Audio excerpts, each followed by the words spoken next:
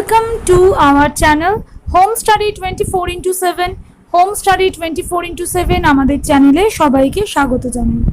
Today the topic is enzyme part 1. আমরা আজকে উৎসেচক নিয়ে পড়ব part 1, মানে প্রিলিমিনারি ধারণা এনজাইম কি তার ক্রাইটেরিয়া, কি তার ক্যারেক্টারিস্টিক্স, কিভাবে সে কাজ করে এই সম্পর্কে আমরা জানব, যার বাংলা হচ্ছে উৎসেচক। তো প্রথমে শুরুতেই আমরা আমাদের পরিচয় দিয়ে দিই। আমি speaker Sonali Ghatak and editor Anindya Bhattacharya. So let's start today's topic, enzyme. আচ্ছা, এনজাইম কিন্তু ভীষণভাবে রিয়াকশনের সাথে রিলেটেড। আমরা যেমন কোনো রিয়াকশানে অনুঘটক বাংলায় বলি বা ক্যাটালিস্ট পড়ি। ক্যাটালিস্টের কাজ কি? রিয়াকশানে কোনো কাজ নেই, রিয়াকশানে সে কিছুভাবে অংশগ্রহণ করছে না, সে খালি রিয়াকশানের স্পিডকে বাড়িয়ে দিচ্ছে। Enzyme or catalyst can make or can speed up any reaction. So আমরা এই রিয়াকশান যখন আমাদের বডিতে হয় তখন এই রিয়াকশানকে আমরা রিয়াকশান বলি না, তার একটা নাম আছে, যেমন ক্যাটাবলিজম, অ্যানাবলিজম। রিয়াকশানে কখনো কখনো কোনো মলিকিউল তৈরি হয়, কখনো কখনো কোনো মলিকিউল ভেঙে যায়। তাহলে সেইটাই যখন আমাদের বডির মধ্যে হয় তখন ক্যাটাবলিজম মানে হচ্ছে ব্রেকডাউন অফ লার্জ মলিকিউল। কোনো লার্জ মলিকিউল যদি ভেঙে যায় সেক্ষেত্রেও এনার্জি রিলিজ হয়, এবং এই ভেঙে যাওয়াটা ত্বরান্বিত করতে বা তাড়াতাড়ি করতে কাজে লাগে এনজাইম। যেরকমটা রাসায়নিক বিক্রিয়ার ক্ষেত্রে ক্যাটালিস্টের ভূমিকা ছিল বা অনুঘটকের ভূমিকা ছিল। আর অ্যানাবলিজম মানে সিনথেসিস অফ লার্জ মলিকিউলস। ছোট ছোট অনেকগুলো মলিকিউলস দিয়ে যখন একটা বড় মলিকিউল তৈরি হয় তখন তাকে বলছে অ্যানাবলিজম। সেখানেও কিন্তু এনার্জি খরচা হচ্ছে। তাহলে আমরা দেখছি ক্যাটাবলিজম অ্যান্ড অ্যানাবলিজম, এই দুটো হচ্ছে আমাদের বডিতে যে রিয়াকশন হয় তার একটা নাম বলতে পারবো। ক্যাটাবলিজম মানে কোনো বড় মলিকিউল ভেঙে ছোট ছোট হয়ে যাচ্ছে, এর ফলে এনার্জি রিলিজ হচ্ছে। সেই রকমভাবে অ্যানাবলিজম মানে ছোট মলিকিউল একসাথে যুক্ত হয়ে বড় মলিকিউলে পরিণত হচ্ছে, এক্ষেত্রেও এনার্জির প্রয়োজনীয়তা রয়েছে। তাহলে সেইটার সাথে কিভাবে এনজাইম জুড়ে রয়েছে সেটা আমরা বলবো। প্রথমেই দেখো, আমরা এনজাইম সম্পর্কে একটু তোমাদের সামনে তুলে ধরে যে এনজাইম কি বৃত্তান্ত সমস্ত কিছু। এনজাইম আমরা এক্ষুনি বললাম, এনজাইম হচ্ছে বায়োক্যাটালিস্ট। বায়োলজিক্যাল যে রিয়াকশন তাকে যেমন ক্যাটাবলিজম অ্যানাবলিজম বলে, বায়োলজিক্যাল রিয়াকশনে যে ক্যাটালিস্টের ভূমিকা পালন করে বা কোনো রিয়াকশনের বেগকে বাড়ায় অর্থাৎ রিয়াকশনকে স্পিড আপ করে তাকে বলছে enzyme. Enzymes are biocatalyst made up of protein except ribozyme, which increases the rate of biochemical reaction by lowering down the activation energy, but does not affect the nature of final product. এনজাইমের কিন্তু রিয়াকশনের মধ্যে কোনো ভূমিকা পালন করে না, just like catalyst যেমন কোনো রিয়াকশনে তার কোনো ভূমিকা পালন হয় না, যেমন অক্সিজেন উৎপাদনের জন্য MnO2 ভীষণ ভূমিকা পালন করে, সেটা কিন্তু ক্যাটালিস্ট অনুঘটকের মতো। অর্থাৎ এরা রিয়াকশনের বেগটা বাড়ায়, রিয়াকশনের আগেও যেমন ছিল পরেও তেমন থাকে, কোনো তার পরিবর্তন হয় না। শুধু রিয়াকশনটা যদি ধরো কোনো রিয়াকশন সাপোজ 5 ঘন্টা পরে রিয়াকশন কমপ্লিট হচ্ছে, এনজাইম বা ক্যাটালিস্ট দিলে সেটা হয়তো 1 ঘন্টায় হয়ে গেল। এটাই হচ্ছে এনজাইমের কাজ। তো বায়োক্যাটালিস্ট বায়োকেমিক্যাল যে রিয়াকশনগুলো আছে সেক্ষেত্রে অ্যাক্টিভেশন এনার্জিকে কমিয়ে দেয়। তার মানে কি, একটা কাজ হতে গেলে বা একটা বডিতে কোনো রিয়াকশন হতে গেলে বা ক্যাটাবলিজম বা অ্যানাবলিজম হতে গেলে একটা সময় লাগে, একটা এনার্জি লাগে। ধরো একটা কাজ করার জন্য 50 কিলো ক্যালোরি শক্তি লাগছে, মানে অনেকটা শক্তি দেওয়ার পর কাজটা হচ্ছে। কিন্তু এনজাইম দিলে আমার কম শক্তি দেওয়ার ফলেই কাজটা হয়ে যাচ্ছে। যেটাতে আমার বেশি পরিশ্রমে আমার লাগছিল একটা কাজ করতে, সেটা অনেক কম পরিশ্রমে এনজাইমের মারফত হয়ে যাচ্ছে। বোঝা গেছে? কিন্তু তাদের প্রোডাক্টটা কিন্তু কোনো চেঞ্জ হয় না বা সে কিন্তু কোনো কেমিক্যালের সাথে রিয়াকশন করে না, জাস্ট সে স্পিড আপ করছে। The term enzyme meaning in yeast was used by Willick 1878 while working on fermentation বা এই যে কোহল সন্ধান বা এইরকম জাতীয় রিয়াকশনে যখন ইস্ট নিয়ে কাজ করছিলেন বিজ্ঞানী উইলি 1878 তখন ইনি এই এনজাইম নামকরণটা করেন। নামটা এসছে প্রথম যে ইস্ট থেকে যে এনজাইমটা প্রথম পাওয়া গেছে তার নাম zymase. Zymase was the first discovered enzyme by বুকনার।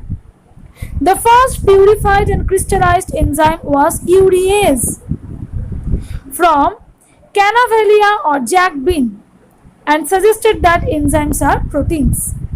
So আমরা বললাম কিছু ইম্পর্টেন্ট টার্মও বললাম, এনজাইম কিন্তু প্রোটিন, ওকে, এবং মেইনলি কাজ বায়োক্যাটালাইটিক কাজ, ক্যাটালিস্ট অর্থাৎ বিক্রিয়ার বেগটাকে বাড়াচ্ছে। The term enzyme was used by, আমরা দেখলাম যে এনজাইম কথাটা প্রথম কিন্তু উইলি 1878 প্রথম ইউজ, কিসের ক্ষেত্রে ইউজ করেছেন? ফার্মেন্টেশনের ক্ষেত্রে, অর্থাৎ একটা ইস্ট দিয়ে ঘটিত কোহল সন্ধান বা অ্যালকোহল সন্ধান যে রিয়াকশন হয় সেই রিয়াকশনে উনি দেখেছেন। জাইমেজ হচ্ছে প্রথম ডিসকভার করা একটা এনজাইম যেটা বুকনার আবিষ্কার করেন বা দেখান, zymase. The first purified and crystallized enzyme was urease. প্রথম যেটা পিউরিফাইড করা হয়েছে এবং ক্রিস্টালাইজ করা হয়েছে প্রথম এনজাইম তার নাম ইউরিয়েজ, ওকে। তো এনজাইম সম্পর্কে পড়লাম এবং সব থেকে বড় যেটা আমাদের পড়তে হবে, বুঝতে হবে, সেটা হচ্ছে এনজাইম কিন্তু one type of protein, okay. Enzyme এক ধরনের প্রোটিন এবং এর কাজ ক্যাটালাইটিক কাজ। এবার আমরা কিছু এনজাইমের ইম্পর্টেন্ট ক্যারেক্টারিস্টিক্সের দিকে নজর দিই। এনজাইমের ঠিক উপরে আমরা একটু চোখ দিই। ফার্স্ট পয়েন্ট আমরা বারবারই বলছি, all enzymes are protein but all proteins are not enzyme. Enzymatic protein consists of 20 amino acid. So আমরা দেখছি প্রোটিন, এনজাইম কিন্তু প্রোটিনই হয়, কিন্তু সব প্রোটিনের যে এনজাইমের মতো রিয়াকশনের বেগ বাড়ানোর ক্ষমতা থাকে সেটা নয়। তাই জন্য আমরা বলতে পারি এনজাইম, সমস্ত এনজাইম মানেই সেটা প্রোটিন, উৎসেচক মানেই প্রোটিন, কিন্তু প্রোটিন মানেই যে তার মধ্যে উৎসেচকের ক্ষমতা থাকবে সেটা নয়। এনজাইমে প্রোটিন সাধারণত 20টা অ্যামাইনো অ্যাসিড দিয়ে তৈরি হয়, 20 রকমের। Next, all enzymes are tertiary and globular protein like isoenzyme, quaternary protein. Their tertiary structure is very specified and important for their biological activity. Enzyme কিন্তু অ্যাকচুয়াল টার্সিয়ারি এবং গ্লোবিউলার প্রোটিন। আমরা কিন্তু protein সম্পর্কে, প্রোটিনের কিন্তু primary, secondary, tertiary, quaternary structure সম্পর্কে তোমাদের already ধারণা করে দিয়েছি। টাইপস অফ প্রোটিন নিয়েও আমরা কদিন মধ্যে চলে আসবো। সেই একটা টাইপস বা একটা স্ট্রাকচার যদি বলো সেটা হচ্ছে টার্সিয়ারি স্ট্রাকচার, মানে প্রোটিন ধরো বেরিয়ে গিয়ে সেটাকে খনি থেকে যেরকম একটা ধাতু বেরিয়ে গিয়ে সেটাকে আমরা ইউজ করতে পারি না, তাকে মডিফাই করার প্রয়োজন হয়, সেরকম প্রোটিন তৈরি হয়ে তাকে আমরা ইউজ করতে পারি না। তাকে প্রথমে প্রাইমারি স্ট্রাকচারের মধ্যে দিয়ে যায়, তারপর একটা আরও ফোল্ডিং হয় সেকেন্ডারি, তারপর আরও ফোল্ডিং হয় টার্সিয়ারি অ্যান্ড দেন কোয়াটার্নারি, এবং টার্সিয়ারি স্ট্রাকচারের মধ্যে কিছু কিছু ক্ষেত্রে গ্লোবিউলার প্রোটিন দেখা যায়। এই টাইপের প্রোটিন হচ্ছে এনজাইম। এনজাইম তখনই ফাংশনাল প্রোটিন হিসেবে ইউজ করা যাবে যখন সে টার্সিয়ারি স্ট্রাকচারে যাবে। Next, enzymes accelerate the rate of reaction without undergoing any change in themselves. Enzymes lower the activation energy of substrate or reaction. আমি আগেই বললাম এনজাইমের মূল কাজই, মূল ব্রত এনজাইমের বেগ বাড়ানো। কিসের বেগ? রিয়াকশনের বেগ বাড়ানো। তো যে কোনো রিয়াকশনের বেগ তারা বাড়াতে পারে এবং এরা মূলত কি করে? অ্যাক্টিভেশন এনার্জিটাকে কমান।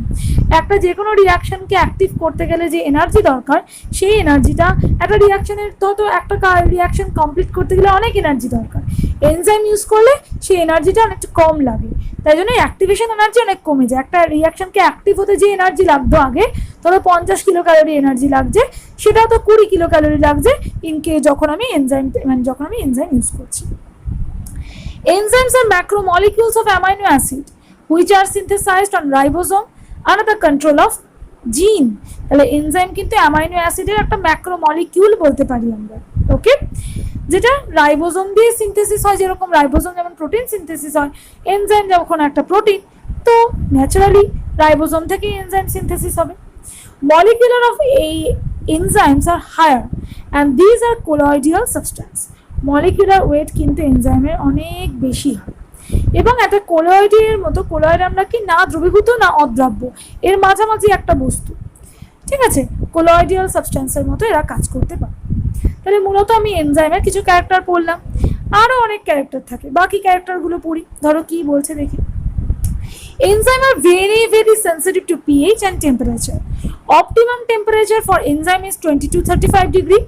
Most of the enzymes are active at neutral pH. Hydrolytic enzymes of lysosome are active at acidic pH. So উৎসেচক হচ্ছে pH এবং উষ্ণতায় ভীষণ সেনসিটিভ। মানে ধরো উষ্ণতা বাড়াচ্ছে, এনজাইমের অ্যাক্টিভিটি বাড়ছে, পিএইচ বাড়াচ্ছে, এনজাইমের অ্যাক্টিভিটি বাড়ছে। কিন্তু এটা বাড়াতে বাড়াতে বাড়াতে বাড়াতে একটা টাইম কি হয়, অপটিমাম টেম্পারেচার, মানে এরপর আমি যতই উষ্ণতা বাড়াই না কেন, যতই পিএইচ বাড়াই না কেন, এনজাইম কিন্তু বাড়বে না, এনজাইম আস্তে আস্তে কমতে শুরু করবে। এই অপটিমাম টেম্পারেচার হচ্ছে 20 to 35 ডিগ্রি সেলসিয়াস, আর পিএইচ হচ্ছে নিউট্রাল, মানে অ্যাসিডিকে এরা বেশি ভালো কাজ করে, নিউট্রাল মানে এই 7 চলে এলে, ধরো 2-তে একটু বাড়লো, 3-এ আবার বাড়লো এনজাইমের অ্যাকশন, যখন পিএইচ 4-এ হলো আরও এনজাইমের অ্যাকশন বাড়লো, 5-এ গিয়ে অ্যাসিডিক সব থেকে বেশি অ্যাকশন, এই করতে করতে যখন 7-এ যায়, অর্থাৎ পিএইচ 7 মানে নিউট্রাল কন্ডিশন, না ক্ষারীয় না অ্যাসিডিক, সেই সময় কিন্তু এরা অপটিমাম, এদের পিএইচ অপটিমাম মানে এর বাইরে, এর উপরে তুমি টেম্পারেচার যতই বাড়াও বা পিএইচ যতই বাড়াও, পিএইচ মানে কি, হাইড্রোজেন আয়ন কনসেন্ট্রেশন, পিএইচ যত কম থাকবে বুঝবে হাইড্রোজেন আয়ন কনসেন্ট্রেশন তত বেশি, অর্থাৎ জিনিসটি অ্যাসিডিক। পিএইচ যত বেশি থাকবে হাইড্রোজেন আয়ন কনসেন্ট্রেশন কম, জিনিসটা বেসিক। বোঝা গেছে? Enzymes are required in very minute amounts for biochemical reaction. Biochemical রিয়াকশনের জন্য কিন্তু গাদাগুচ্ছের এনজাইম লাগে না, ভীষণ কম পরিমাণ এনজাইম দিলেই কাজ হয়ে যায়। Next, their catalytic power is represented by Michaelis-Menten constant or Km constant and turnover number, the number of substrate molecules converted into product per unit time by one molecule of the enzyme in favorable condition is called turnover number. So আমরা এই Michaelis-Menten constant কি, Km constant কি, এটা নিয়ে আমরা পড়ব। এই যে ক্যাটালাইটিক পাওয়ারটা কেমন, কিভাবে এরা এনজাইমরা এরকম ক্যাটালাইসিস করছে, একটা রিঅ্যাকশনের বেগ বাড়াচ্ছে, তার জন্য কিছু ইকুয়েশন আছে, সেটাকে আমরা Michaelis-Menten ইকুয়েশন বা কনস্ট্যান্ট বলে থাকি। সেগুলো আমরা নিয়ে ডিটেলসে আলোচনা করবো পার্ট 2 বা পার্ট 3-তে। আর একটা আমরা যেটা দেখি, the turnover number. What is the turnover number? The number of substrate molecule. Enzyme আবার সাবস্ট্রেট ছাড়া কাজ করতে পারে না। এনজাইমের কাজ আমি তোমাদের দেখাবো যে কিভাবে কাজ করে। একটা এনজাইমকে কাজ করতে গেলে একজনের সাহচর্য দরকার, সেই সাহচর্যটা হচ্ছে substrate. The number of substrate molecules converted into product. আমি একটা রিয়াকশনে কি থাকে, রিয়াকশনে থাকে একটা বিক্রিয়ক পদার্থ, একটা বিক্রিয়াজাত পদার্থ, একটা রিয়াক্ট্যান্ট মলিকিউল, একটা কি মলিকিউল, যে প্রোডাক্ট আফটার রিয়াকশন যেটা তৈরি হয়। এই রিয়াক্ট্যান্ট মলিকিউলকে বলা হয় সাবস্ট্রেট। এই সাবস্ট্রেটের সাথে এনজাইম অ্যাড হয়ে প্রোডাক্ট তৈরি করে। এবার বলছে the number of substrate molecule converted into product per unit time by one molecule turnover number. একটা এনজাইম, এক মলিকিউল এনজাইম যত সংখ্যক সাবস্ট্রেটকে প্রোডাক্টে পরিণত করতে পারে, সাবস্ট্রেটকে 5টা প্রোডাক্টে পরিণত করলো, ধরো 5টা হাইড্রোজেনকে 5 অণু জল পরিণত হলো, তার জন্য যে এনজাইমটা দরকার, যদি এক অণু এনজাইম দরকার হয় তখন সেই এক অণু এনজাইমকে বলছে টার্নওভার নাম্বার। সো কি বলছে, যে একক সময়, ইউনিট টাইম এটাও বলতে হবে, পার ইউনিট টাইম, একক সময় যদি একটি এনজাইম দ্বারা যে কটা সাবস্ট্রেট প্রোডাক্টে পরিণত হয় তাকে বলা হচ্ছে turnover number. Next, enzymes are very specific to their substrate or reaction. যে কোনো রিয়াকশনে কিন্তু আমি যে কোনো এনজাইম ইউজ করতে পারবো না, স্পেসিফিক রিয়াকশনের জন্য স্পেসিফিক এনজাইম ব্যবহার করা হচ্ছে। এই স্পেসিফিসিটিটা কিন্তু বুঝতে হবে। তাহলে মোটামুটি ভাবে আমরা এনজাইমের সম্পর্কে একটা ধারণা নিলাম যে এনজাইম কি, এনজাইম ব্যাপারটা কি। এইবারে আমার দেখতে হবে এনজাইম কিভাবে কাজ করে। দেখো, আমি এখানে একটা এনজাইমের ছবি তোমাদের দেখাচ্ছি, ধরো একটু বড় করে দেখাই ছবিটা। আমরা দেখছি এখানে লেখা আছে হলো এনজাইম, অ্যাপো এনজাইম, কো এনজাইম, বিভিন্ন টার্ম তোমরা দেখছো। ব্যাপারটা ভালো করে বুঝিয়ে দিই কি জিনিসটা। Many enzymes require the presence of other compound. এবার এনজাইম তো সাবস্ট্রেট ছাড়া কাজ করতে পারে না, সেটা তো বুঝলাম। সাবস্ট্রেটের সাথেই এনজাইম যোগ হয় এবং তারপর সে কাজ করে। কিন্তু এনজাইমকে কাজ করতে গেলে তার জন্য কিছু কোফ্যাক্টর, কিছু সাহায্যকারী দরকার হয়। Before the catalytic activity can be exerted, একটা ক্যাটালাইটিক অ্যাক্টিভিটিকে করতে গেলে একটা এনজাইমের একটা কোফ্যাক্টর দরকার হয়। ওকে, the entire active complex is referred to as the hollow enzyme. That is apoenzyme, the protein portion, plus the cofactor, coenzyme or prosthetic group or metal ion activator. আমরা কি বললাম, একটা এনজাইম দুটো জিনিস নিয়ে তৈরি হয়। একটা হচ্ছে তার প্রোটিন পার্ট যেটাকে বলছে অ্যাপোএনজাইম, আর একটা হচ্ছে তার কোএনজাইম। কোএনজাইম কি, যার মধ্যে রয়েছে কোফ্যাক্টর, কোনো প্রস্থেটিক গ্রুপ হতে পারে, এই কোএনজাইমকে আমরা কোফ্যাক্টরও বলতে পারি। তাহলে আমরা একটা হলো মানে সম্পূর্ণ এনজাইম তৈরি করতে গেলে দুটো জিনিস লাগছে, অ্যাপোএনজাইম, কোএনজাইম। অ্যাপোএনজাইম হচ্ছে প্রোটিনযুক্ত পার্ট, আর কোএনজাইম হচ্ছে প্রস্থেটিক গ্রুপ, অর্থাৎ যেটা হেল্পফুল একটা পার্ট, যেটা হেল্প করছে, কোফ্যাক্টর। ঠিক আছে, কোফ্যাক্টর, হেল্পফুল ফ্যাক্টর। তাহলে এটা টোটাল এনজাইম তৈরি করতে গেলে একটা অ্যাপোএনজাইম লাগবে, একটা কোএনজাইম লাগবে। তাহলে কোএনজাইম যদি বলো কি বলবো তাকে, a non protein organic substance which is dialyzable, thermostable and loosely attached to the protein part. Protein পার্টটাকে আমরা অ্যাপোএনজাইম বলছি, তার সাথে যদি একটা লুজলি একটা নন প্রোটিন পার্ট থাকে তাকে কোএনজাইম বলে। কোএনজাইম কিন্তু বিভিন্ন রকম হতে পারে, যদি সেটা প্রস্থেটিক গ্রুপ হয় তাকে কি বলে, অ্যান্ড অর্গানিক সাবস্টেন্স। আমরা নন প্রোটিন অর্গানিক সাবস্টেন্স বললাম কোএনজাইম। এবার প্রস্থেটিক গ্রুপ পার্টিকুলারলি কোনটা হবে, and organic substance which is same, dialyzable, thermostable সব কিছুই, তখন তাকে বলছে প্রস্থেটিক গ্রুপ। এই কোএনজাইমটা যদি একটা অর্গানিক সাবস্টেন্স হতো, যে কোনো কোএনজাইম যে কোনো কিছু মানে অ্যাপোএনজাইমের সাথে প্রোটিনযুক্ত পার্টের সাথে যে কোনো কিছু যুক্ত হলেই তাকে হলো এনজাইম বা কোএনজাইম বলছে। কিন্তু এই কোএনজাইমটা যদি কোনো প্রস্থেটিক গ্রুপ হতো, প্রস্থেটিক গ্রুপ মানে অর্গানিক সাবস্টেন্স, বা যদি মেটাল আয়ন এই ক্ষেত্রে যুক্ত হতে পারে, যেমন পটাশিয়াম, আয়রন, Fe3+, বিভিন্ন পার্ট। ঠিক আছে, এই তো টোটাল এনজাইম। এখানে আমরা আরো কিছু পার্ট দেখছি এনজাইমের, অ্যাক্টিভ সাইট। অ্যালোস্টেরিজম কি সেটা আমরা পরে জানবো, পুরো ব্যাপারটা আমরা জানবো যে হোয়াট ইজ অ্যালোস্টেরিক এনজাইম, সেটা এখন বলবো না, আস্তে আস্তে বলবো। প্রথম কথা যেটা আমরা বুঝলাম যে এনজাইমের সাথে যদি সাবস্ট্রেট যোগ হয় তাহলে তৈরি হবে এনজাইম সাবস্ট্রেট, যেটা পরবর্তীকালে এনজাইম এবং প্রোডাক্ট তৈরি করবে। এই সাবস্ট্রেট থেকে প্রোডাক্ট তৈরি করতে গেলে এনজাইমকে লাগছে। এবং আমরা দেখছি এনজাইমের কিন্তু আরও সাইট আছে, অ্যাক্টিভ সাইট, ঠিক আছে, অ্যালোস্টেরিক সাইট। অনেক সময় অ্যালোস্টেরিক মানে দুটো সাইট আছে, অ্যাক্টিভ সাইট, অ্যালোস্টেরিক সাইট। এই অ্যালোস্টেরিক সাইটে অনেক সময় ইনহিবিটেড থাকলে এই সাইটটা অফ হয়ে যায়। তো আমরা এই ব্যাপারটা সম্পর্কে ডিটেলসে পড়বো। আগে আমরা পড়ি যে এনজাইম কিভাবে কাজ করে, তাহলে বোঝা গেল অ্যাপোএনজাইম, কোএনজাইম অ্যান্ড হলো এনজাইম। এই অ্যাপোএনজাইম কোএনজাইম পুরোটা নিয়ে তৈরি হয় হলো এনজাইম। এইবার দেখবো এনজাইম কত রকমের হয় এবং কি কি। ফার্স্ট অফ অল এনজাইমের আমি কতগুলো টাইপ দেখাচ্ছি। প্রথম টাইপ অক্সিডোরিডাকটেজ। নামের মধ্যেই বুঝতে পারছো, অক্সিডেশন মানে জারণ, রিডাকশন মানে বিজারণ। তাহলে এক্ষেত্রে জারণ বিজারণ হচ্ছে।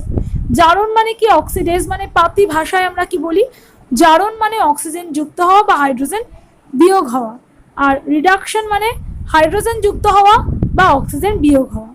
সো অক্সিডোরিডাকটেজ এই এনজাইমটা কি করছে, remove and add electron or hydrogen, oxidase transfer electrons or hydrogen only to oxygen. Next আমরা আরেকটা এনজাইম পড়ছি, তার নাম হচ্ছে ট্রান্সফারেজ, যাকে আমরা কাইনেজও বলে থাকি। ট্রান্সফারেজের কাজ কি, ট্রান্সফারেজ আর enzyme transferring a group, a methyl group or glycosyl group from one compound to another compound। ধরো একটা গ্রুপ একটার সাথে যুক্ত রয়েছে, মিথাইল গ্রুপ, তাকে আমি খুলে অন্য একটা মলিকুলের সাথে অ্যাড করে দিলাম, এটাকে বলছে ট্রান্সফারেজ। হাইড্রোলেজ, নামের মধ্যেই বুঝতে পারছো হাইড্রোলেজ, হাইড্রোলাইটিক ক্লিভেজ দেখাচ্ছে। ধরো carbon oxygen, carbon nitrogen, carbon carbon, এই যে বন্ড রয়েছে এই বন্ডে ব্রেক করছে, break chemical bond by adding water. যেমন প্রোটিনেজ, যেখানে ASE এই কথাটা পাবে বুঝবি সেটা ভাঙতে কাজে লাগে। প্রোটিনেজ মানে প্রোটিন ভাঙছে, রাইবোনিউক্লিয়াস রাইবোনিউক্লিক অ্যাসিডকে ভাঙছে, ডিঅক্সিরাইবোনিউক্লিয়াস ডিঅক্সিরাইবোনিউক্লিক অ্যাসিডকে ভাঙছে, লাইপেজ লিপিডকে ভাঙছে বা ফ্যাটকে ভাঙছে। নেক্সট আছে লায়েজ। লায়েজ কি, যেটা carbon carbon, carbon oxygen, carbon nitrogen এই বন্ডগুলোকে ভাঙছে বা আদার বন্ডকে ভাঙছে, leaving double bonds or rings or conversely adding group to double bond. এখানে কোনো জল যোগ হচ্ছে না, এখানে ডাবল বন্ড তৈরি হচ্ছে বা ডাবল বন্ডে কোনো মলিকিউল যুক্ত হচ্ছে। ঠিক আছে, নেক্সট আমরা পড়ছি আইসোমারেজ। আইসোমারেজ কি? Rearrange atom of a molecule to form a structure or isomer. This enzyme কি করছে? এই এনজাইম আইসোমার তৈরি করছে, মানে একটু একই রকম স্ট্রাকচার থাকছে, একটু ঘুরিয়ে ফিরিয়ে জাস্ট একটা আইসোমার গঠন করছে। একই রকম, আইসো মানে একই রকম, স্ট্রাকচার চেঞ্জ করছে একটা দুটো মলিকিউলে, কিন্তু বাদ বাকি একই রকম আছে, যেমন এপিমারেজ, এরকম বিভিন্ন স্ট্রাকচার হয়ে থাকে, অর্থাৎ rearrange atom. Ligase or synthetase, ligase কথার মানে হচ্ছে জোড়া লাগানো। Ligase are enzyme that catalyzing the joining together of two molecule, দুটো মলিকিউল বা তিনটে মলিকিউলকে জয়েন করা হচ্ছে লাইগেজ। পলিমারেজ, পলিমার গঠন করা। ঠিক আছে, পলিমার মানে অনেকগুলো মলিকিউল যুক্ত করে দেবেন। So catalyzing the translocation of catalyzing the translocation of hydrogen ion. Translocase তো যে হাইড্রোজেন আয়নকে ট্রান্সলোকেশন করাকে বলছে ট্রান্সলোকেস। তো আমরা এনজাইমের স্ট্রাকচার বুঝলাম, এবার এনজাইমের একটু ক্যারেক্টারটা আমরা ছবি দেখে বুঝে নিই। সেটা হচ্ছে এপাশে যদি এনজাইম রাখি, এখানে ধরো রিয়াকশন, ব্যাপারটা বোঝার চেষ্টা করো। আমি যখন কোনো এনজাইমের সাহায্য নিচ্ছি না, তখন এনার্জি, এটা অপটিমাল লেংথ, এটা এনার্জি। রিয়াকশন, যত রিয়াকশন হতে গেলে তাকে অ্যাক্টিভ হতে হবে, অ্যাক্টিভ হতে গেলে প্রোডাক্ট তৈরি করতে গেলে তাকে এই এনার্জিটা নিতে হবে, মানে এতটা উপরে তাকে যেতে হবে। তাহলে কি হচ্ছে, এই জিনিসটা দেখলে তোমরা কি বুঝতে পারছো যে একটা রিয়াকশনে কি লাগছে, রিয়াক্ট্যান্ট, ধরো CO2 প্লাস H2O, সেখান থেকে তৈরি হচ্ছে H2CO3 অর্থাৎ কার্বনিক অ্যাসিড। তাহলে জল এবং কার্বন ডাই অক্সাইড দিয়ে তৈরি হচ্ছে কার্বনিক অ্যাসিড। এই যে রিয়াকশন, এই রিয়াকশনটা টোটাল হতে গেলে কি লাগছে, অ্যাক্টিভেশন এনার্জি। এই অ্যাক্টিভেশন এনার্জি কি করছে, যে দেখো এই রিয়াক্ট্যান্ট থেকে প্রোডাক্ট তৈরি হতে গেলে তাকে এতটা এনার্জি নিতে হচ্ছে, কিন্তু যখন আমি এনজাইম অ্যাড করছি তখন সেই এনার্জিটা, এই একটা প্রোডাক্ট তৈরি হতে, রিয়াকশন থেকে প্রোডাক্ট তৈরি হতে অ্যাক্টিভেশন এনার্জি কিন্তু খুব কমে গেছে। তোমরা ব্লু এবং রেড এই দুটো লাইন তোমরা দেখো, এখানে প্রথম হচ্ছে রিয়াক্ট্যান্ট CO2 আর H2O, কার্বন ডাই অক্সাইড জল রিয়াক্ট্যান্ট, সেখান থেকে প্রোডাক্ট তৈরি হচ্ছে কার্বনিক অ্যাসিড H2CO3। যখন আমি এনজাইম দিচ্ছি না, তখন লাল কালারের যে রেখাটা তোমরা দেখো, লাল কালারের রেখাটা কত উপরে উঠেছে, মানে এনার্জি আমার কতটা বেশি লাগছে যখন উইদাউট এনজাইম কাজ করছি, এবং এই এনার্জিটাই অ্যাক্টিভেশন এনার্জি। অর্থাৎ একটা রিয়াকশন হতে গেলে, অ্যাক্টিভেশন হতে গেলে এত পরিমাণ এনার্জি লাগছিল, কিন্তু যখনই আমি এনজাইম ইউজ করছি, দেখো ব্লু কালারের যে লাইনটা ফলো আপ করো, যখনই আমি এনজাইম ইউজ করছি অ্যাক্টিভেশন এনার্জিটা কতটা কমে গেছে, তার মানে কি অল্প শক্তিতেই আমার কাজ হয়ে যাচ্ছে যদি আমি এনার্জি ইউজ করি। এই হচ্ছে টোটাল ব্যাপার এনজাইমের ফাংশন, কিছুই না, অ্যাক্টিভেশন এনার্জিটাকে কমিয়ে দেওয়া। একটা রিয়াকশন হতে গেলে, অ্যাক্টিভেশন হতে গেলে যে পরিমাণ এনার্জি দরকার হতো, হিউজ পরিমাণ এনার্জি, সেটাকে কমিয়ে দিচ্ছে, কম এনার্জিতেই আমার প্রোডাক্ট তৈরি হয়ে যাচ্ছে। সো আজকে আমরা এনজাইম নিয়ে কিছু বেসিক আলোচনা করলাম, বেসিক আলোচনা এখনো বাকি আছে, সেইগুলো নিয়েও আমরা আলোচনা করব। তো আশা করি আজকে আমাদের আলোচনা ভালো লেগেছে। তো ভালো লাগলে অবশ্যই সাবস্ক্রাইব করো, শেয়ার করো, লাইক অ্যান্ড কমেন্ট করো। তোমাদের লাইক এবং কমেন্ট আমাদেরকে মোটিভেট করবে এইরকম ভিডিও বারবার তোমাদের সামনে তুলে ধরার জন্য, এরকম ভিডিও, অনেক রকমের ভিডিও তোমাদের সামনে উপস্থাপন করানোর জন্য। এছাড়াও আছে যেটা খুব তোমাদের আশা করি ভালো লাগে, সেটা হচ্ছে রিসেন্ট আপডেট বা রিসেন্ট ডিসকভারি। আমরা যখনই কোনো গুরুত্বপূর্ণ টপিক দেখতে পাই, রিসেন্ট ডিসকভারির সন্ধান পাই, সেটা সঙ্গে সঙ্গে আমরা আপলোড করার চেষ্টা করি। সো স্টে সেফ এবং আমাদের এই হোম স্টাডি 24x7 আমাদের চ্যানেলের সাথে যুক্ত থাকো। কোনো রকম কোনো জিজ্ঞাসা থাকলে, কোনো কোশ্চেন থাকলে, কোনো কথা বলার থাকলে কমেন্ট বক্সে লিখতে পারো। এছাড়াও আমাদের মেল আইডিতে তোমরা যোগাযোগ করতে পারো। মেল আইডি সমস্তটাই ইউটিউবের চ্যানেলের অ্যাবাউটে কিন্তু দেওয়া আছে। Thank you very much.